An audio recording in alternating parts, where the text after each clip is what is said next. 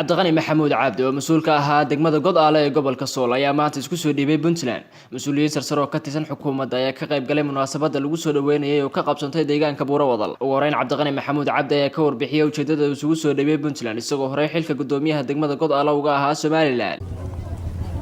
waxaan ahay cabdiqani maxamuud cabdi waxaan u malaynayaa shacabka Sool Sanaag iyo Cayn intiisa badani inay aad ii garanayaan.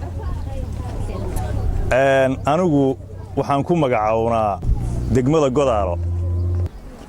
waxaan u hambaliyaynayaa marka koowaad oo hambaliyo u diraya aan la koobi karin ciidamada geesiyada ah ee mujaahidiinta ah. anigu maanta imaatinka aan halkan imi uma soo doonan hunguri uma soo doonan mansab kale waxaan u soo doontay inaan dagaalamo oo aan dhufayska la gala ciidan. waxaan idin leeyahay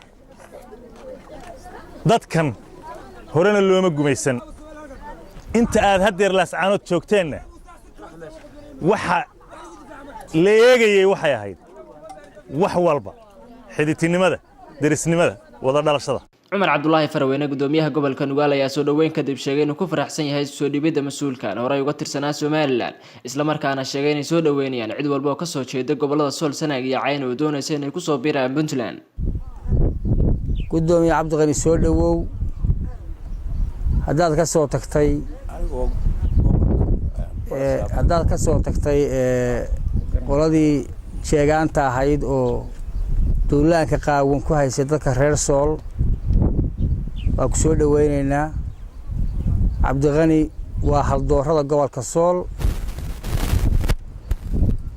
hadda bini'aadanku maalin meel buu joogaa markuu arkay fikradaha guracan dhibaatada shacabka gobolka Sool lagu hayo iyo baaqyada dawladda Puntland oo ahaa cidda xil ka haysa sheegaantu oo isirkeedu ka soo jeeda Puntland waxa u furan inta dagaalku socdo inay u soo gudubto dhinacooda oo ay safka dagaalka la gasho. go'aankaas cabdiwani qaatay cabdiqani waa ku mahadinaynaa. cali jaamac faarax dhagacad oo ka tirsan xildhibaanada baarlamaanka Puntland ayaa isaguna ka hadlay madasha lagu qabtay soo dhaweynta gudoomiyaha deegaanka Godaale waxaana ka mid ah hadaladiisii. cabdiqani waa nin reer Godaale ah oo reer Taleexa oo reer Laascaanooda oo reer Soola oo reer SSC oo reer Puntland wuxuuna ku soo galay cafiskii iyo baaqyadii madaxweynaha dawladda Puntland iyo golihiisa wasiirada iyo dawladda dhan waa isku raaceen ee ahaa inta xaaladaas jirto ee dhulka maqan la xoreynayo ciddii nimanka u shaqeysa ee goboladan u dhashay ee soo gasha waa cafis saasoo cabdiqani ku yimi. Maxamed Xuseen Dheere Universal TV Garowe.